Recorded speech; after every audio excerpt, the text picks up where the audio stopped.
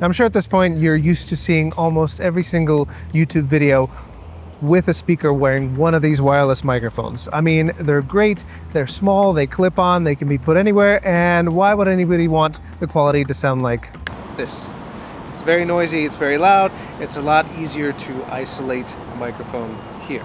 But there's actually a ton of benefits to having an onboard camera shotgun microphone. Having it be directional, having it capture whatever's in front of the camera. Maybe sometimes you don't have time to mic your speaker up. Maybe you have multiple speakers, or maybe you just want to capture the environment as it is. So today we're going to take some time to review a few of these onboard camera directional microphones and see how they actually work, how well they function, specifically the smaller factor ones, the ones that have their own body, their own ballast with volume control, output, and even some of them have additional inputs on them. So let's dive in.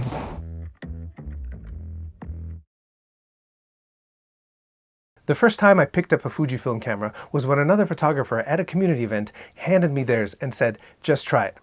And that's how Fujifilm, today's sponsor, works. You discover it through people, through community. That's where the real education happens. And there's so much to learn from your fellow creators. Secret tips and tricks, film simulation recipes, anything to get the most out of a Fujifilm camera. And if you're curious, visit your local camera store, pick up a camera with your own hands, and meet the people behind the counter. They will be thrilled to give you a full walkthrough. And those 5 minutes of hands-on experience will give you more than any spec sheet ever could. Find a local dealer at shopusa.fujifilm-x.com. Back to the video. Now, as with any test, let's set some ground rules. First, we're going to be recording into the camera. In this case, the Fujifilm X-H2S. If we were recording to another recorder, obviously we'd probably get better bitrate, better fidelity, but in this case, we want to be using these shotgun mics as they were intended to be used, plugging directly into the camera. Obviously, we're going to set our levels on all these microphones to about the same point. If they have controls on them, we'll make sure to align those controls. We're going to try not to adjust the internal camera gain just to keep that all the same level, but we'll try to balance all these microphones so they sound about the same going in for the tests. I'm going to find a couple places that we can set up where I'll be pointing towards a quieter area, but around the camera, I'll make sure to have some consistent noise, maybe some street noise, maybe some street cars here, maybe even find a construction site that we can do.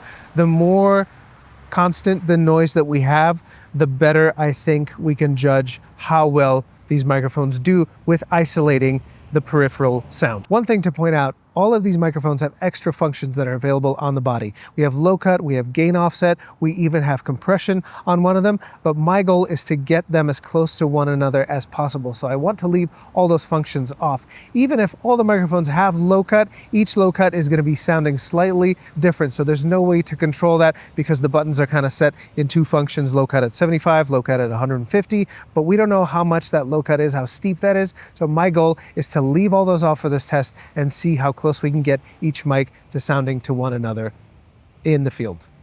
Speaking of which, let's go try it out.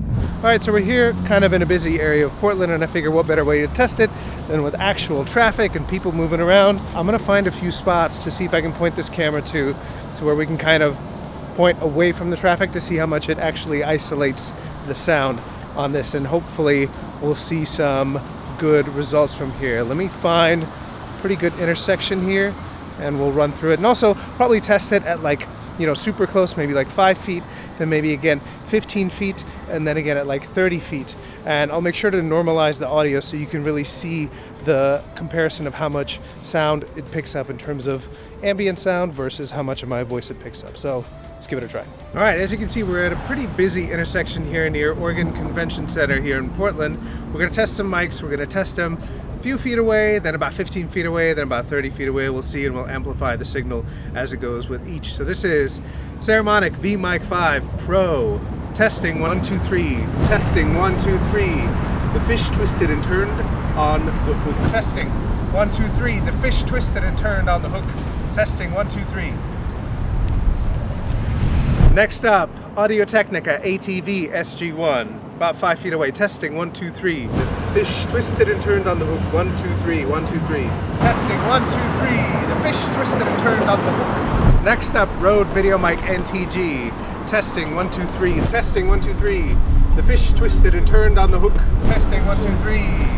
The fish twisted and turned on the hook. Next up, Rode VideoMic Pro. Testing 1, 2, 3, 1, 2, 3. The fish twisted and turned on the hook. Testing 1, 2, 3, 1, 2, 3. Testing. Testing 1, 2, 3, 1, 2, 3. The fish twisted and turned on the hook.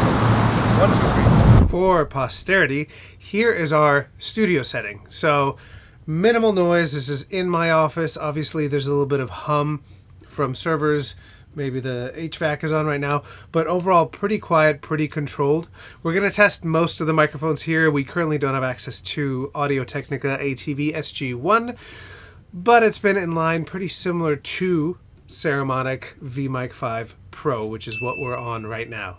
So Saramonic VMic 5 Pro, testing 1, 2, 3, 1, 2, 3. The fish twisted and turned on the bent hook. This is Rode VideoMic Pro. Testing 1, 2, 3, 1, 2, 3. Rode VideoMic NTG. Testing 1, 2, 3, 1, 2, 3. The fish twisted and turned on the bent hook. 1, 2, 3. There's an interesting function that I noticed that they would recognize the power from the camera through the audio jack. So every time you plug in the audio jack and you take it out, it would turn on and off. And every time that you would power on the camera, power it off, it would power on and off with it. So you didn't have to worry about turning the microphone on and off every time that you go. Secondly, all of these microphones had ways to control gain from the actual body of the mic. So 2 of them had buttons that would go from 0 dB to plus 20 dB and then to negative 10 dB. That would be Saramonic VMic 5 Pro and Rode VideoMic Pro. And the other 2 had knobs, potentiometers that would go from essentially 0 to 10, which I find really useful because you can smoothly control the gain on those mics. And the other function that I mentioned that we weren't going to use is that all these mics have a way to low cut the audio from the actual body as well. So you could either do a low cut at 75 Hertz or at 150 Hertz. I left it off for this purpose because I wanted to make sure that we can test the full spectrum of this mic to see what it can capture, but it becomes useful when you're filming in these noisy environments and you need to isolate the voice because voice doesn't usually travel below like 100, 150 Hertz. So it's nice to have that isolation in there so that the audio is more ready to go when you're filming and when you're delivering. And one other function that I discovered that only one of the microphones has, the Audio-Technica, is that it has an external input so that you can plug in a second mic like a lavalier so that you can feed stereo into your camera where one covers one channel and another mic covers another channel. Both Rode mics had a very cool function to where you could offset your gain based on the channel. So channel 1 could have higher gain, channel 2 could have lower gain. That becomes useful if you're filming in a very variable environment to where somebody might be speaking low and then you're expecting them to speak high, so that maybe you're filming low and you can use channel 1 with a higher gain so that you get more crisper audio when they're speaking low, and when there's a plosive or when there's something that's being said loudly, you can switch to channel 2 and not worry about it clipping. And lastly, Rode VideoMic NTG has another function to where you can enable compression on there. So I think that becomes super useful when you can film with a low cut so it omits all the rumbles, so that works better for compression actually because the compressor isn't triggered by the extraneous sounds and it only focuses on the range where our voice sits. So if you use those in conjunction, the compression, the low cut, even the gain offset between channel 1 and 2 within Rode VideoMic NTG, there's a potential of doing most of your processing within the actual microphone and having minimal processing in post. We've captured all the audio that we could off of these mics, so let's go back in the studio and see how it sounds. After recording and reviewing these, here are my final thoughts. Before we jump into the individual evaluation, just a reminder on how I set these different scenes up. I pointed the microphone kind of diagonally away from the intersection so that it wasn't pointed at any street or at the corner of the intersection, so that we got noise on the sides and behind the microphone, but never in front. Obviously, it wouldn't have made much sense to point the microphone directly at the noise with me standing right in front of it. We wouldn't have known what it can actually do in terms of canceling out noise on the sides and behind the microphone because it would have been on the same axis and there's no way to kind of differentiate that noise. The other part to this is all of the recorded audio I haven't colored or adjusted in any way. It's not EQ'd, there's no compression, there's only a bit of limiting if it ever hits the peaks, but I made sure that we did not touch 0 dB, so everything should be under the limiter. So what you're hearing on the audio is actually what it picked up without any kind of coloration or adjustment. The only adjustment that I did make was normalizing my dialogue so that it sounded at about the same level as all the other ones. So for at a distance of 5 feet and 15 and 30, my dialogue would be sounding about the same volume, the same level, while obviously, as you noticed, the surrounding noise started to amplify just because we were further away from the microphone. And a quick overall observation: the microphones that did the best with distance or distance away from camera were the ones that could resolve the high frequencies the best. Higher frequencies are generally the ones that carry further, so the ones that are more sensitive to it did tend to pick up speech clearer, which is important for getting that distance away from camera and still resolving clear speech, or at least understanding what the person is saying.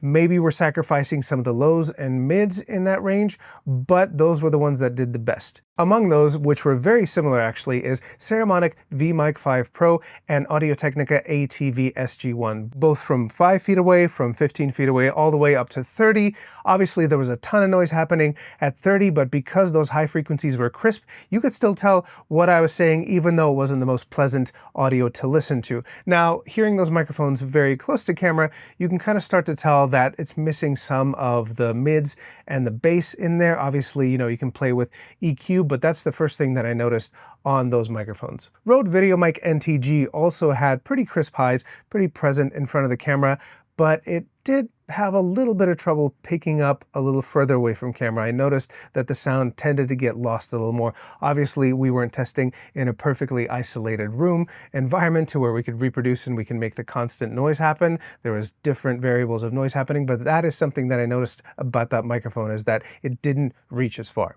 Rode VideoMic Pro actually had a little bit less highs and a little bit more mids and lows. Now, up close by the camera, it's very present, it's very full, but you could tell where that starts to fall off is even getting 15 feet away, especially 30 feet away.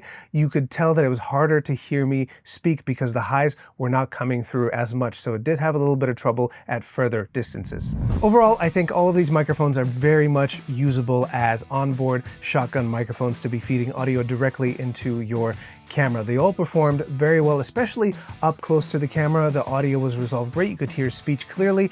It was removing enough of the extraneous noise, especially, like I said, at closer distances. There was Rode VideoMic Pro that suffered a little bit going away from camera, further away at 15-30 feet, but it made up for it in presence close to camera, hearing more of the mids and the lows in the frequencies. All of these sit around the same price point of $200, $250 US, so I'm not eliminating anything based on price point. In terms of form factor, NTG is definitely the smallest one, while the other ones feel a bit more bulky, so if that's important to you, focus more on the ones like ATV SG1 from Audio-Technica or Rode VideoMic NTG. A few of these also offer extra features, such as ATV SG1 has an input where you could put a lavalier in so that you could record two-channel audio from different sources.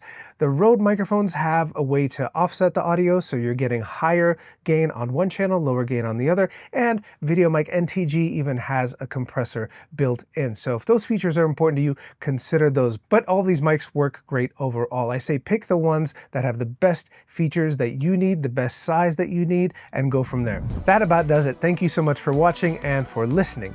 Before you depart, I want you to consider subscribing to PetaPixel. You're going to get all these amazing features and you'll be able to watch all this content ad-free on the website. You're going to see more of Chris, you're going to see more of Jordan, you're going to see more of this ugly mug if you so choose to, so consider subscribing. Thank you so much, and I'll see you guys next time.